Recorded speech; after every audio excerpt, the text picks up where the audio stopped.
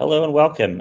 My name is Justin Hardman. I'm the Director, CEO, Founder of 21st Century Learning, and I'm joined here today as well by Howard Strabell. Do you want to say hello, Howard?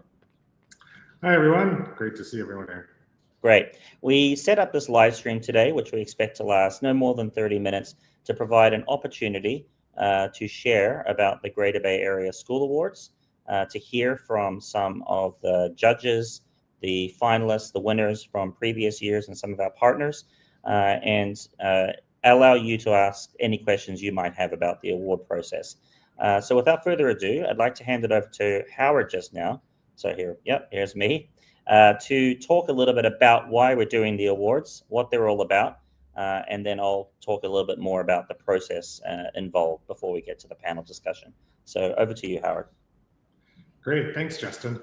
Yeah, one of the things I was very lucky in my whole career was to be able to visit lots of different schools. And whether that was through, my membership with Actimus as a board member and doing membership visits of schools, or just, networking and visiting schools. And it's amazing what's happening inside schools. There's great things happening all over the GBA, but there's not really a platform where we can celebrate what these great best practices are. And so the idea behind the GBA Awards was to create a platform where schools can celebrate best practices. And it is competitive, yes, but we also like to think that it's a fair competition because it's actually a panel of judges who make the decision. It's not one of these things where you can just pay more or sponsor the award and then get the award.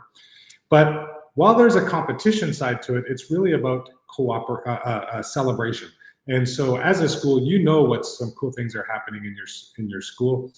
As the head, it's not necessarily about you. Maybe it's something you've handed over to someone else and they've taken it on, an initiative, or they came up with the idea. And this is your opportunity to really recognize your team for the work that they've done and the results that they're getting. And it's not just staff. It could be students, it could be third parties, it's facilities. There's so many aspects to it. So the GBA Awards was created a little more than a year ago.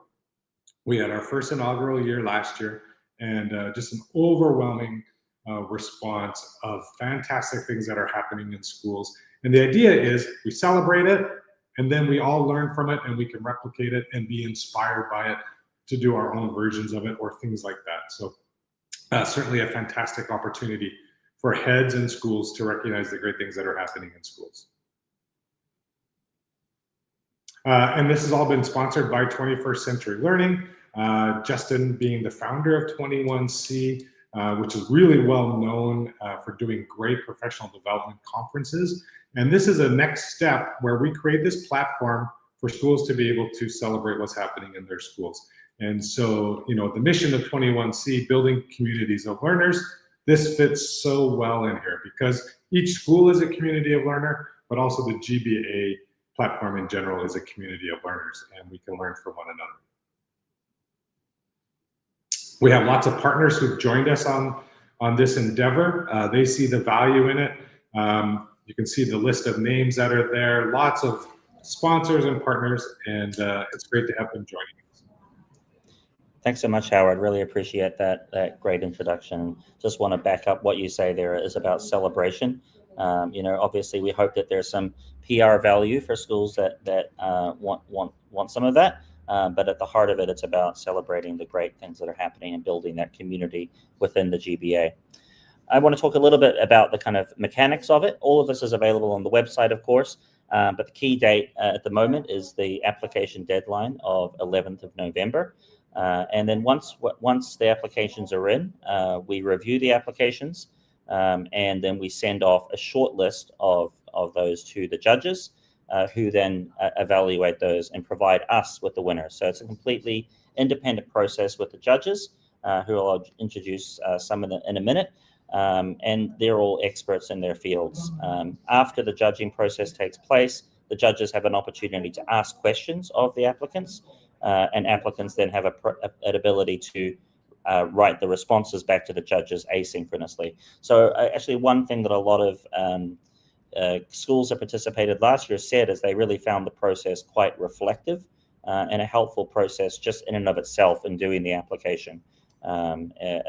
Aside from the sort of the winning part of it, or the finalist part of it.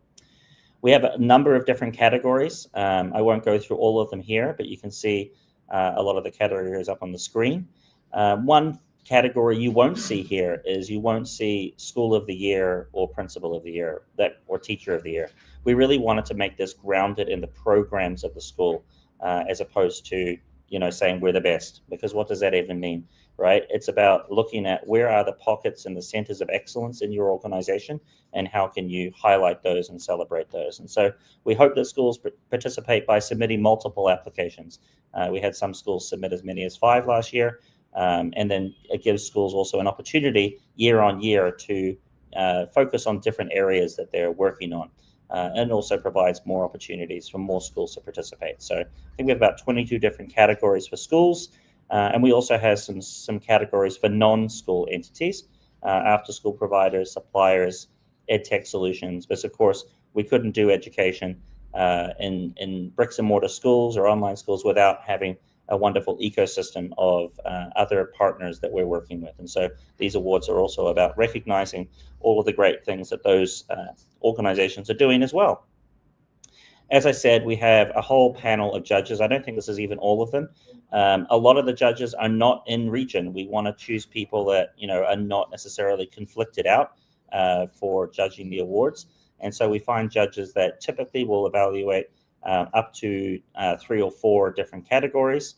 Many of the judges will join on the night to be able to hand the award over. And we have some judges on the panel in a second that will speak to their experience and what they observed.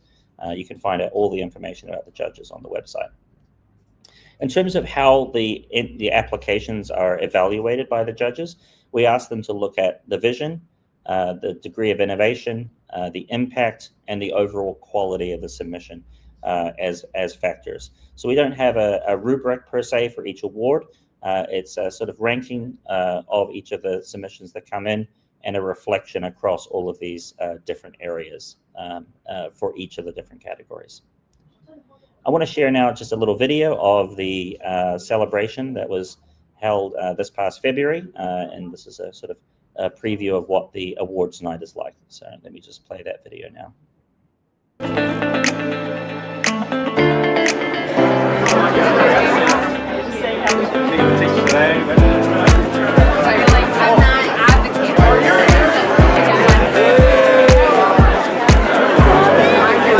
So pleasure today. And I can attest that organizing this event, in particular this evening,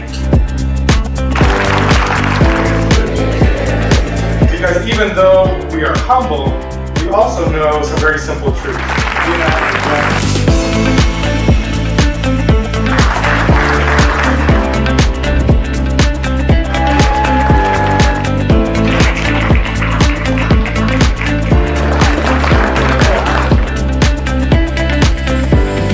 I'm very young, more than 10 years ago.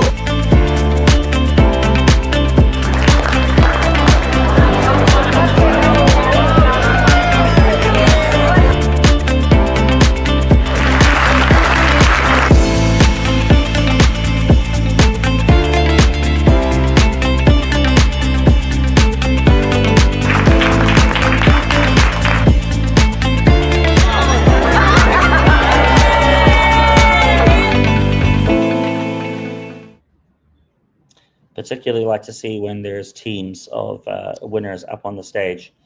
So the due date for this year's awards is in just a couple of weeks, in November 11th. So please do scan the QR code, go to the website, and look to get involved. Even if it's submitting for just one category this year, Our metric of success is getting as many schools involved as possible. So thank you for listening to me. And now I would like to introduce our panel that we'll be asking a few questions of. And if you are joining us live, please do feel free in the chat, whatever platform you're on, whether it's LinkedIn or YouTube or whatever, to drop any questions you might have into the chat, and we'll try to get to those as well.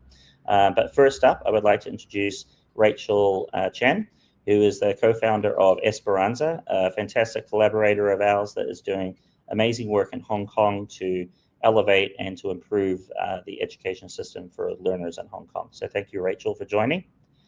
I would also like to introduce Graeme Deuchars, who is a co-founder of 21st Century Learning, in fact, and now an advisor and on the panel of judges alongside with Rachel. So welcome, Graeme. I'd also like to introduce Lee Kin Man, Principal Lee. And I won't read out the entire name of Principal Lee's school. It is quite a mouthful. Maybe Principal Lee, can you introduce your school very quickly, the name of your school? Hi, everyone. This is Principal Lee. My school is a Catholic boys' school located in the Kwai Chung district. We have different background of the students. Most of them are from grassroots family. We have around 22% of our students actually are ethnic minorities from different culture, different backgrounds. Yes. Fantastic. Thank you so much, Principal Lee. And definitely encourage anyone to visit Principal Lee's school if they ever have the opportunity. Finally, I'd like to introduce Lena, who is joining us today from Guangzhou, one of the winners last year, and also a great advisor for us as well as we built these awards. So thank you, Lena, for joining today. Hi, everyone. All right, fantastic. All right, I'm going to take the slides off the screen now so we can just look at each other. And yeah, we're just going to have a quick conversation and again, drop any questions in the chat, and also feel free to interject as well, panel, if you have any follow-ups or comments on what somebody else has said. But I'd like to start with Lena, actually, and if you could just talk us through the application process, because you led that for your school. How was that for you? And I guess any advice you might have for schools that might be thinking about applying. Okay. So first of all, Justin, I will say that it is very, very clear, your website and all the, guidelines you have online. It's very straightforward and easy to understand. There's a lot of detail. So the first thing we did as a team was we sat down and we discussed which categories of the 22, well, not all apply to us, but which of the categories that apply to us we would be, actually competing for. And then it was a process of just creating the Canva links and putting information, data, photos, research, whatever, on the shared document. What I found really helpful was that we started collecting information early on. So we had a folder. We would just drop information and photos onto it. So when it came to putting together the presentations, it was actually quite easy. And then we used the existing videos that we had to piece together a supporting video and supporting text for it. So that was actually very good. Like you said earlier, it's very reflective to think about what you have done throughout the course of the year. And I think that in itself was a good process to have. In terms of advice as to, what we focused on, at least, and what I think honestly helped us win, is that we just followed output, outcome, impact. Impact was a key thing for us as well, because in presentations like this, money is not a flex, right? You can't just be like, oh, I threw $1 million, a million RMB, a million Hong Kong dollars, whatever, at a project or a program, and I made it fantastic. Like, it's not necessarily about money. It's all about, how accessible your program is, how many people it impacted, and what outcomes came out of it. And for us, that was really what we focused on. Output, outcomes, and impact in the future, and the fact that we wanted our programs, and we still do want our programs, to be sustainable. So this is something that we made sure we put into all our presentations, and we're very glad to have been a finalist for 2 and a winner for 1 of the categories for EdTech. So thank you for that. Thanks so much, Lena. I'd like to go to Principal Lee now. And Principal Lee, I know you were just saying before we started, you were just in Shanghai. I know you're a big, proponent of schools collaborating, working together. You do a lot of sharing and networking with other schools. So can you talk a little bit about what you think the importance is of something like this process for sharing good ideas and good practices within the GBA? Thank you, Justin. To create a celebration of success cultures is really important, not only in Hong Kong, but in the GBA area, especially when the time that we can see the rapid demand and the rapid changes of the educational culture and the educational policy as well. In the past recent years, we stress much on the AI development, the whole person development, and also the mental health issue happening not only in Hong Kong but also in the GBA area. So this GBA School Award is the only award that can connect everyone in this field together to learn from each other. All right, there are so much that me as a local school to learn from international school, and I hope that this award is not only a competition, but creating a bridge for different types of school coming together to celebrate, to share the good practices. I think this is the best way that different school, especially local school, can open up their horizon and they understand more about the different practices. In the past, that we all understand only the name of the school. All right, we understand the international school. It seems that they have different practices and they may have different opportunities and resources.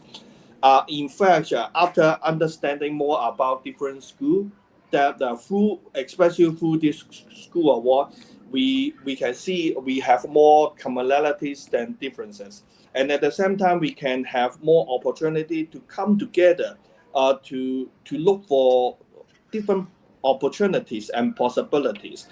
Nowadays, we have more and more families and parents who are interested in coming to Hong Kong to study, and our graduates are more likely to go to the GBA area to look for career opportunities. I think this could be the best way that before they go into the career industry, and then we can have more collaboration, more dialogue, more networking process. So the sharing of good practices can co-create a bigger, good culture that our educator can learn from each other. Yeah. Thank you so much. I really appreciate that. And I would just say one thing though. You mentioned that local schools can learn from international schools, but I would say it's the other direction as well, right? Is that national schools can learn a lot from what local schools are doing, and so thank you for those comments. I wonder if I must ask you one other question, which is if you're a local school principal listening to this, what would you say to them about getting involved and why they should get involved in this? Oh, I see this GBA School Award is a wonderful opportunity for school, especially local school, to have a deep dive reflection. This is before we apply to this award. And just like what you mentioned about the vision, the practices, the results, and also the impact, all this is providing a very good guiding principles for all the school teams. When the time that they look for different categories of applying for the school award, they can have as I mentioned, a good reflection, and also providing with them at least the school team a wonderful opportunity to showcase what we have achieved. Even though at the end we may not become the finalists, we may not become the winner, it's all right. We can grab this chance to refresh and to learn, so that hopefully next time we can get the award. and then we can learn from each other, especially some winners that I do believe that they are more than happy to share their success to other different school and other different educators. Fantastic. I love that you're picking up on the reflection piece, and then also the potential for building community as well. Yes, thank Rachel. Yeah, fantastic. Rachel, I'd like to pivot to you now and ask, you're doing a lot of work around, schools, but also around working with edtech companies. You're also running an awards program for edtech companies as well. So I wonder, could you speak a little bit to, how edtech companies can participate from getting involved in awards like this? I think it's a very good opportunity, a very good platform to get connected with schools in the GBA area, because I'm more familiar with the edtech solution providers in Hong Kong.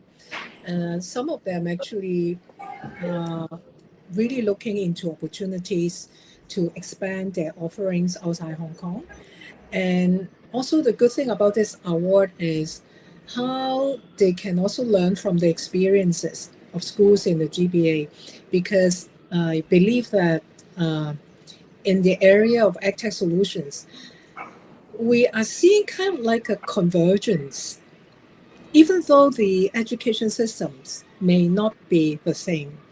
But at the end, I agree 100, if not 200% with Lena. It's the learning outcome and the impact that really counts. And how can we, or how can the edtech solution providers demonstrate their learning outcome and impact?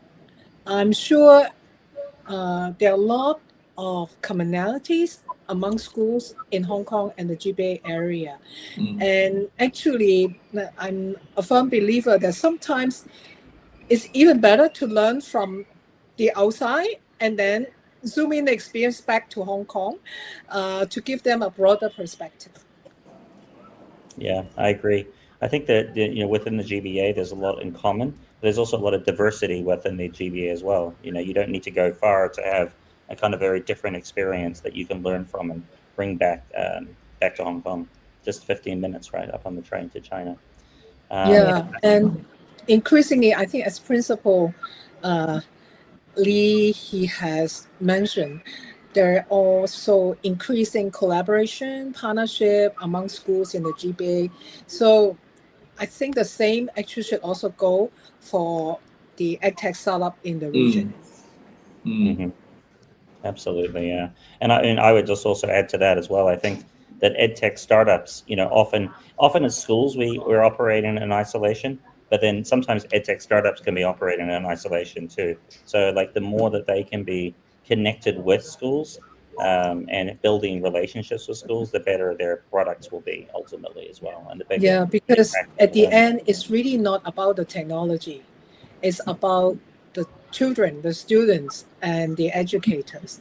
How can they really find the edtech solution relevant, useful, and usable? I think that's very important. Yeah. Fantastic. Yeah, and someone I know that would. Sorry, go ahead, Lena. I also want to add that your mission of building communities of learners, I think we're all very, we've gotten sometimes really good at putting together the presentations, but also forgetting in the process that we should be sharing the good things we do with each other. And it would be so good for people in the same category or the same, a department to sit together and talk about the things we do and share the good practice, because, we get so busy in our day-to-day kind of work that we're not sharing the good things we do here. And in order to build a true community of learners, we really have to take time out intentionally to be like, this is what I do. This is the impact that it has on us. This is how I think we can make it better. What do you have in your community that, will help us grow this? I think as schools, we sometimes gatekeep because that's how we think we build our USP. But actually our USP is to work with each other, because that's how we all grow. That's just my 2 cents. No, thanks, Lena. Couldn't have said that better myself. That's great. Graeme, I'd like to bring you into the conversation. You reviewed several different categories last year, and so we're close to looking at a number of different applications. could you talk about what you saw in those? What stood out to you? Sure. And thanks, Howard, and thanks, Justin, for involving me in the process. And I'm not sure I thought too carefully when I agreed to do, I think it was 5 different categories. And I have to say the quality in general was absolutely incredible across the different categories.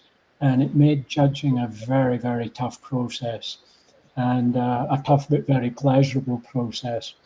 And I think, Lena, you took the words right out of my mouth, more or less, because I think my reflection on last year would be, as judges, we got to see a lot of different areas, a lot of different categories, but possibly there wasn't the opportunity for others to see what people in the category they were in or other categories were doing. And I wonder, Justin and Howard, if perhaps having some sort of marketplace on the day of the dinners might be a good way of allowing people to share and explore more with each other. So no commitment necessary at this stage, but just a thought. In terms of what I saw across the different categories, as I say, it was very difficult, but I liked the fact one of the categories I did was experiential learning, and I liked very much that was being brought into the whole education with external providers, into the whole educational capsule, if you like. So that was very, very good. I think the really good submissions really focused on student learning outcomes and authentic outcomes as well. The other thing I think that's important is that these projects or these submissions demonstrate a sustainability beyond one person, one department, and ideally beyond one school. And so that would be something I'd always be looking for. I know that video isn't a required component, but I have to say the power of some of the applications where they did submit videos was really excellent, and even more so when they allowed students to talk about, and sometimes parents, to talk about the impact of the program and the learning outcomes and how much it meant to them. Yeah, very well said, Graeme. And yeah, the video isn't a required component, but it is, I think I would say, strongly encouraged as a way of differentiating yourself from the others, and getting student parent voice in there as well. Great. I'd like to, because we're at half an hour now, sort of wrap the conversation up. We do have a couple of questions which we'll get to afterwards, but I'd just like to give the panel an opportunity to each give maybe one piece of advice to applicants, and we'll just do that round robin style. And I'll put Howard on the spot because Howard, you know, I haven't asked any questions of Howard, so I want to bring Howard into this conversation with one piece of advice, and then we'll go to Rachel, Lena, Principal Lee, and Graeme. You're muted, Howard. Still learning. First piece of advice: unmute your microphone. Yeah, I think my piece of advice is just put it out there. You know, people worry about, are they going to win? Are they going to be competitive? Or how much work is it to submit? It's not that much work to submit. And take a chance and find a cheerleader out there who's going to celebrate what they've been doing. I think it's a fabulous way to do it.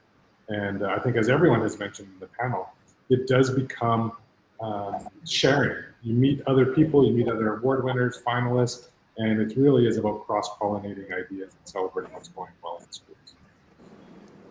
Thanks, Howard. Rachel, any advice for potential applicants? Can't agree more.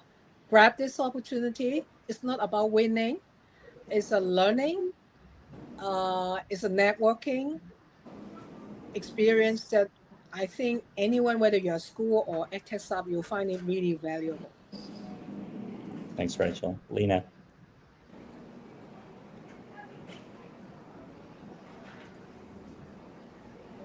Oh, you're muted. You're muted, Lena. Yeah.